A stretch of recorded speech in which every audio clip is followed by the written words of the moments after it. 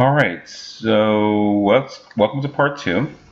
So now we've had a chance to go in and we've been able to put in our formulas here for multiplication.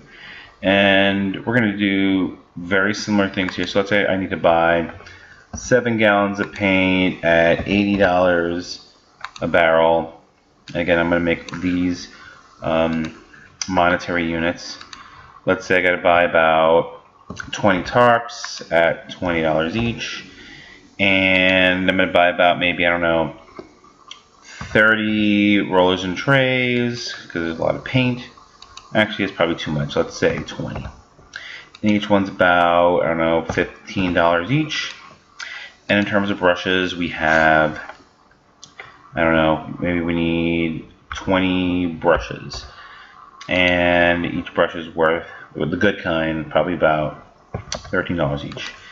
So I can also multiply this as well by going equals our amount, B12, shift 8 to get the asterisk, or if you use the multiplication symbol, multiply it by our cost per unit of $80, and we get $750. And again, just to recap, I could continue to fill out the rest of these manually and type the formula in for each one, or I can just simply highlight or select my formula.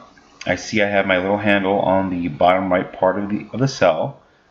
I'm going to wait till my cursor turns into a thin black cross, left click without letting go, drag down my cells until I reach the end of the range in which I want the formula to be copied, and it compensates accordingly.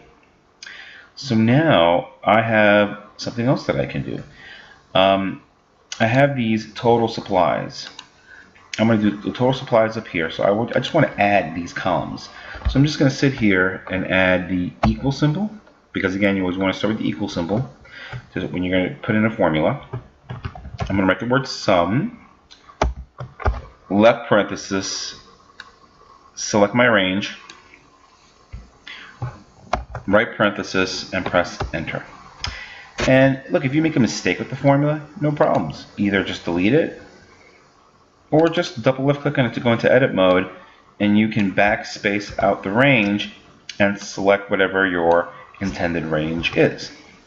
So right now, just on these supplies alone, I'm looking at about $3,910.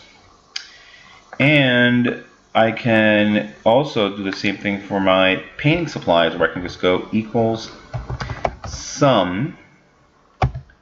Helps if you don't click on anything extra. Sum, left parentheses, select my range, right click, or excuse me, put it in the right parentheses, and press enter. And my total cost in paint will be approximately $1,520. So what if I wanted to simply just add my two totals together? Well, that's easy.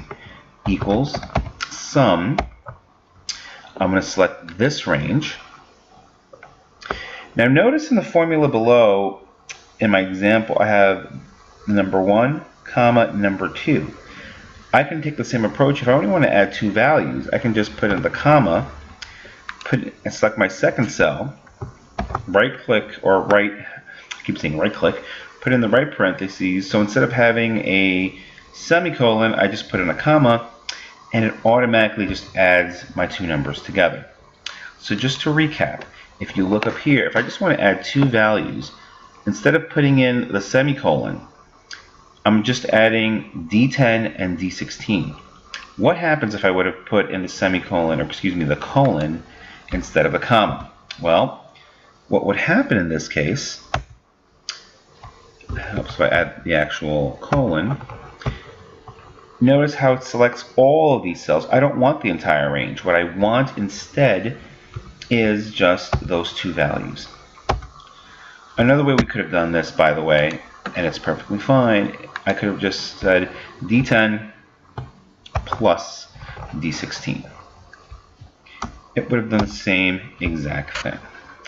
Either way, I now have my totals in terms of total supplies and total painting supplies, as noted here on my spreadsheet, and I can see my overall total project costs of $5,430.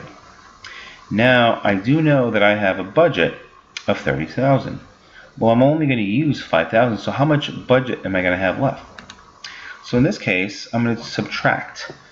What I'm going to do is I'm just going to simply put in the equal symbol, select my first cell of 30,000, minus my total overall project cost, press enter, and I end up with $24,000. So I'm doing pretty darn good. So the beauty of this, folks, is you can create all kinds of spreadsheets, worksheets with all kinds of calculations. You can have values calculating in a variety of different places, which is some of the great flexibility that you get from working with Excel. The other thing that we should also take note of at this time is, we've talked about addition, subtraction, multiplication, and even division to a certain extent, but what we haven't talked about is averages. Now I can go in and take the average of any set of values. Well, the beauty of the formula is you just write equal symbol, average, you write the whole word average, left parentheses, you put in your range, as so,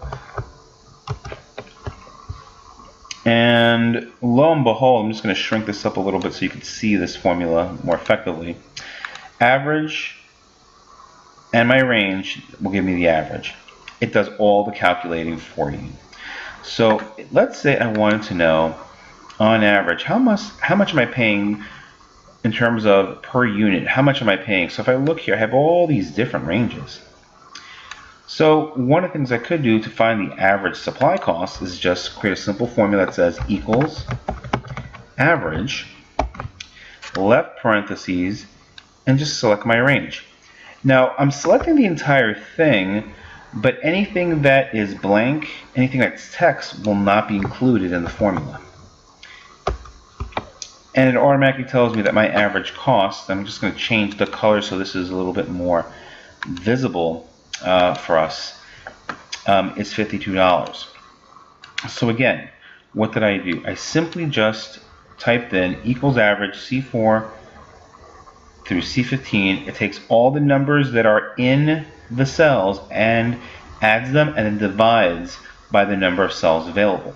So it gives me my average. Again, I can subtract as well by getting the difference in painting versus non-painting costs. So again, what am I going to do in this case, folks? I'm just going to highlight these two cells here just so that we can get a brighter color so you can see this very clearly. So if I want to subtract the cost of the supplies from the painting supplies, what's the difference between them? Well, I'm just going to simply add the equal symbol, take my first value, minus sign, my second value, and there's roughly a $2,390 difference between the regular supplies and the painting supplies. Last but not least, if I wanted to just know the cost of nails and screws together, again, I can just equal sum, take my value of nails, which is $9. Correction, I'm going to do this for the total cost. So it's going to be the total cost for nails of $810. So I'm going to take my first value plus, I'm going to take my cost of the drywall screws. Now, if I forget to put in the right parentheses, that's okay. The system automatically compensates for it and lets me know that my nail and screw costs are going to be roughly $1,910. So we've taken some great steps here to show you how you can add, subtract, multiply, divide, and even come up with an average. These are core, simple functions that you should learn how to use. And, if you at least know these, you can begin to create some pretty interesting formulas. So what I'd like for you to do now is there's an Excel spreadsheet that's going to be passed out. I'm going to basically have you guys go in into the Excel spreadsheet, and I'm going to ask you to calculate certain things. And what I want you to do is to enter the formula for them. Again, you'll see the Excel spreadsheet that will be given to you by the instructor. And what I want you to do in class is to complete the spreadsheet where you'll have to add a addition, subtraction, multiplication, division, and average formula. In addition, there's also a quick Microsoft Excel assessment that I'm going to have you take. This is just to kind of gauge a little bit of where you are, kind of have a sense based on our last class, but what I'd like to do is to really take this as an opportunity to truly understand what you know and what you don't know. So I'll be back on Monday, and in the meantime, what I want you to do is to complete the Excel sheet, complete the assessment. It's about 10 questions, 10 to 20 questions, I believe, and then just hand it into the substitute, and then you can go. From there, enjoy the rest of your weekend, folks. I will see you back on Monday where we will get into the first chapter of our Excel text. Thanks again, folks.